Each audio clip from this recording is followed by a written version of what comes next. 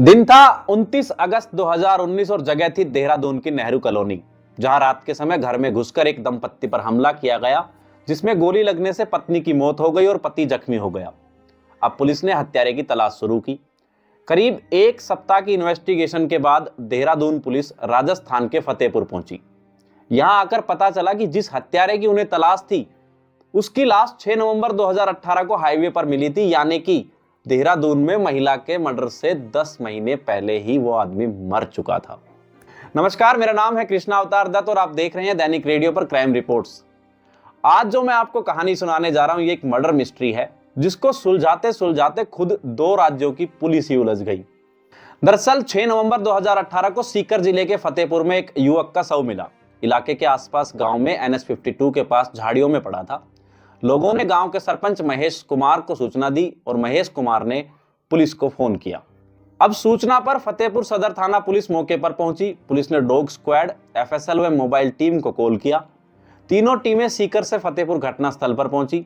Primary investigation में FSL को युवक के शरीर पर मारपीट के निशान मिले, गले पर भी निशान थे। आशंका जताई गई कि युवक के साथ पहले मारपीट की गई और इसके बाद गला घोंटकर उसकी हत्या कर दी गई होगी। अब पुलिस के सामने सबसे बड़ी चुनौती मामले में जांच आगे बढ़ाने के लिए युवक की शिनाख्त करना था, क्योंकि शव के पास कोई आइडेंटिटी भी नहीं मिली थी। पुलिस ने जिले के सभी थानों में झाड़ियों में मिलने वाले शव की सूचना दी। सूचना राजस्थान स्टेट कंट्रोल रूम व पुलिस को भी भेजी गई। सोशल मीडिया पर फोटो पोस्ट किए गए, यहां तक कि विज्ञापन तक भी छपवाए गए थे। अब साथ ही शव का पोस्टमार्टम करवाकर शिनाख्त के लिए फतेहपुर हॉस्पिटल की मोर्चरी में रखवा दिया गया। वहीं मेडिकल टीम ने बिसरा व DNA भी लिया, लेकिन जब काफी समय तक शिनाख्त नहीं हुई तो शव का अंतिम संस्कार करा दिया गया। अब जब 10 महीने बाद भी मृतक की पहचान नहीं हो पाई तो पुलिस भी इस केस को लगभग भूल ही गई थी। फिर 8 सितंबर 2019 को अचानक देहरादून पुलिस की कई गाड़ियां फतेहपुर सदर पुलिस स्टेशन पहुंची। देहरादून पुलिस एक मर्डर के केस में स्थानीय पुलिस से पूछताछ करने के लिए आई थी। अब देहरादून पुलिस को इन्वेस्टिगेशन में जानकारी मिली थी कि जो शव 10 महीने पहले आसपास गांव में पुलिस को मिला था, वो रायपुर के अजय वर्मा का था। पुलिस ने शव के फोटो लापता युवक के परिजनों को दिखाए तो उससे यह कंफर्म हो गया था कि वो लड़का अजय वर्मा ही था। अब देहरादून पुलिस ने फतेहपुर पुलिस को केस के बारे में ब्रीफ किया। दरअसल अजय वर्मा रायपुर उत्तराखंड का रहने वाला था। अजय की हत्या उसके मामा के लड़के अशोक कुमार ने अपने दोस्तों से करवाई थी।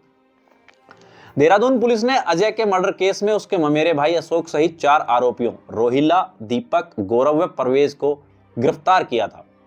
दीपक व गौरव दोनों सगे भाई थे और मर्डर की पूरी साजिश अजय के भाई अशोक ने ही रची थी।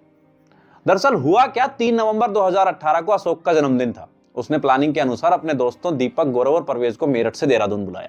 तीनों रात को अशोक के पास पहुंचे और इसके बाद अशोक ने अजय को देहरादून के सहस्त्रधारा से अपने दोस्त के घर बुला लिया। यहाँ पर दीपक, गौरव और परवेज पहले से थे।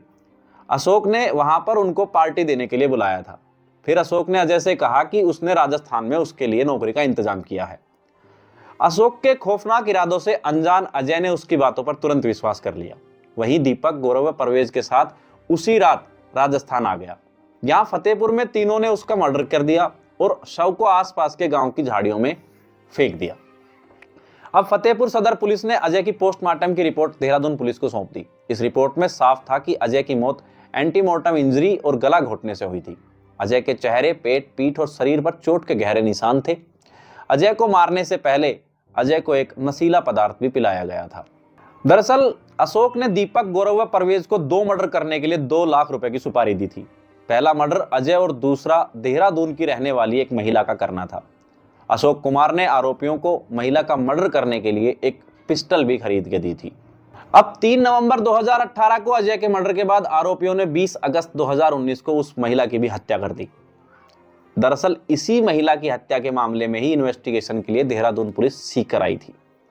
अगर महिला का मर्डर नहीं होता तो शायद फतेहपुर पुलिस को कभी भी झाड़ियों में मिली हुई लाश की गुत्थी सुलझाने में समय नहीं लगता। दरअसल अजय वर्मा नशे का आदी था। उस पर उत्तराखंड में एक मर्डर का केस भी चल रहा था। उसकी हरकतों से परेशान होकर घर वालों ने उसे घर से निकाल दिया था। मर्डर के केस के बाद अजय के पास रहने की जगह नहीं थी।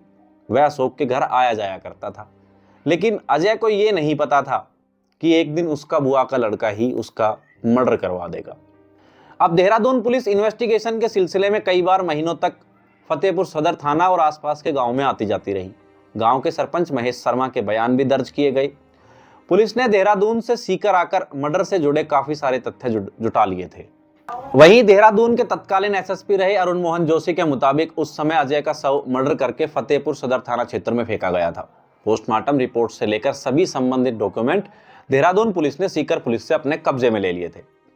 पुलिस ने अजय के शव की पुष्टि के लिए उसके परिजनों के साथ उसके डीएनए का मिलान भी करवाकर यह चेक किया था क्या ये अजय वर्मा ही था। लेकिन यहाँ पर कई सवाल खड़े होते हैं, जैसे कि अजय का मर्डर क्यों हुआ, जिस महिला का मर्डर हुआ उससे अजय का क्या रिश्ता था, अशोक ने अपने बुआ के बेटे का मर्डर क्यों करवाया, अशोक ने अक्सर सच में तो सवाल ये है कि अशोक ने उन दोनों लोगों का मर्डर क्यों करवाया, आखिरकार अजय के मर्डर के 10 महीने बाद महिला का मर्डर क्यों हुआ। अब ये सब जानने के लिए हमें कहानी में पीछे जाना होगा और अशोक के जीवन को समझना होगा। साल 2008 में अशोक बीटेक की पढ़ाई पूरी करके मेरठ से देहरादून आया था।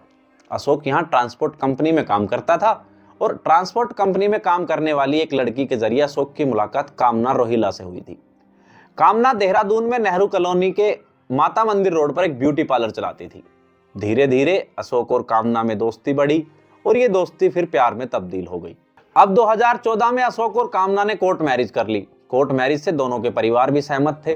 शादी के बाद कामना ब्यूटी पार्लर में व्यस्त रहती थी तो अशोक अपने ट्रांसपोर्ट के काम में लगा रहता था। शादी के 1 साल बाद कामना के घर में एक बच्ची ने जन्म लिया। अब कुछ साल तक तो दोनों के बीच सब कुछ सही चलता रहा। फिर अचानक अशोक को कामना पर किसी दूसरी व्यक्ति के साथ अफेयर होने का शक हुआ। इस बात को लेकर दोनों में अक्सर झगड़े होते थे। वहीं काफी समय तक दोनों के बीच मनमुटाव भी रहा, लेकिन इस मनमुटाव के दौरान भी वो दोनों एक साथ रहे।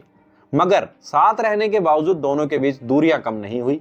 अशोक में इतना गुस्सा भर गया कि कामना की मर्डर की साजिश रचना शुरू कर दिया। अब अशोक ने 1.5 साल तक कामना के मर्डर की प्लानिंग की, जिसके लिए अशोक टीवी पर व इंटरनेट पर क्राइम सीरियल देखता, रोजाना क्राइम की खबरें पढ़ता और उसके बाद अपनी पत्नी के मर्डर की स्क्रिप्ट लिखता था। अशोक ने अपनी स्क्रिप्ट में सबसे पहले अपने बुआ के बेटे अजय को विलन बनाया। अजय को नशे की लत थी, जिसके कारण घर वालों ने उसे बेदखल कर दिया था। अजय पर 2014 में एक मर्डर करने का भी आरोप था। इस मामले में उसे जेल भी हुई थी और जब 2015 में वह जेल से छूटकर बाहर आया तो सीधा अशोक के घर चला गया था। अजय देहरादून में अशोक और कामना के साथ ही उनके घर में रहने लग गया। कामना ने अजय से घर में रहने के चलते अशोक से आपत्ति भी जताई थी, जिसके बाद अजय ने उनके घर आना जाना भी बंद कर दिया था। हालांकि अजय अशोक से घर पर नहीं लेकिन बाहर दोनों अक्सर मिला जुला करते थे।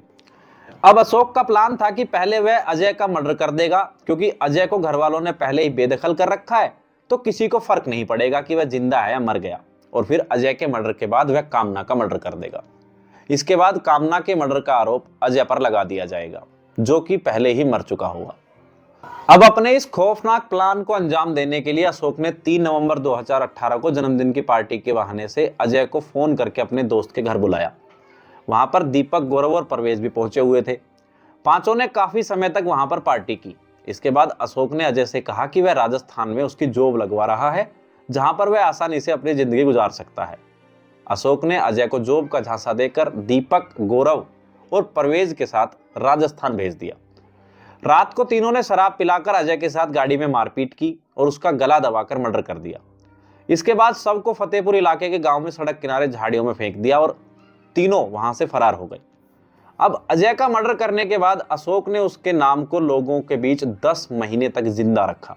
जब भी कोई अजय के बारे में पूछता तो अशोक कह देता कि वो राजस्थान में जॉब करने के लिए गया हुआ है। वहीं इधर अपनी स्क्रिप्ट के अनुसार अशोक ने अपना आखिरी दांव खेला। 29 अगस्त 2019 की रात देहरादून पुलिस को सूचना मिली कि नेहरू कॉलोनी में एक दंपत्ति पर फायरिंग की गई है और ब्यूटी पार्लर चलाने वाली कामना की गोली मारकर हत्या कर दी गई। वहीं उसका पति गोली लगने से गंभीर रूप से घायल हो गया है। अब सूचना के बाद पुलिस टीम मौके पर पहुंची और जांच शुरू कर दी। पुलिस ने देखा कि बेड पर कामना का शव पड़ा हुआ था, वह खून से लथपथ थी। कामना के सिर में गोली लगी थी और पुलिस को दिए बयान में अशोक ने बताया था कि 29 अगस्त की रात को 11:30 बजे उसकी बुआ का बेटा अजय उसके घर पर आया था और उसके साथ में 2 और लोग भी थे। वह पानी पीने के लिए बेडरूम से किचन में चला गया। कामना बेड पर बच्ची के साथ सो रही थी और इसी दौरान अजय ने कामना के सिर में गोली मारकर उसकी हत्या कर दी। गोली की आवाज सुनकर वह बेडरूम में आया तो अजय ने उस पर भी गोली चलाई, जो गोली उसके पेट के साइड को छूकर निकल गई थी। अब देहरादून पुलिस शुरू से ही अशोक के बयानों को क्रॉस चेक कर रही थी। सबसे पहले अशोक के मोबाइल की कॉल डिटेल निकलवाई। कॉल डिटेल में दीपक, गौरव और परवेज के नंबर मिले। अशोक सबसे ज्यादा इन्हीं तीनों नंबरों पर बात किया करता था। पुलिस पूछताछ में अशोक ने बताया कि वो तीनों उसके स्कूल के दोस्त हैं। तब पुलिस को शक हुआ कि अगर ये तीनों इसके बचपन के दोस्त हैं तो अशोक की पत्नी का मर्डर होने के बाद ये तीनों आए क्यों नहीं। और दूसरी बात, यहां तक कि तीनों मर्डर के बाद फोन तक नहीं कर रहे हैं। पुलिस के शक के आधार पर दीपक और गौरव को गिरफ्तार किया गया। सख्ती से पूछताछ की तो दोनों ने राज उगल दिया। अब कुछ समय बाद पुलिस टीम ने लोकेशन ट्रेस करके परवेज को सोनीपत से गिरफ्तार कर लिया था। फिर इसके बाद अजय की हत्या के दौरान इस्तेमाल हुआ मोबाइल भी मिल गया। इधर मर्डर के मास्टरमाइंड अशोक को हॉस्पिटल से छुट्टी मिलते ही पुलिस ने उसको भी गिरफ्तार कर लिया। तो ये थी आज की कहानी, जिसमें पत्नी पर शक के चलते अशोक ने पहले अपनी ही बुआ के बेटे और फिर अपनी ही पत्नी की हत्या करवाई और साथ साथ 2 राज्यों की पुलिस को गुमराह करने की कोशिश भी की। तो ये थी आज की वीडियो। अगर आपको ये वीडियो पसंद आई हो तो वीडियो को लाइक करें, कमेंट करें और शेयर करें। हाँ, चैनल को सब्सक्राइब करना ना भूलें। मिलते हैं अगली वीडियो में एक नई क्राइम स्टोरी के साथ। तब तक के लिए नमस्कार, धन्यवाद।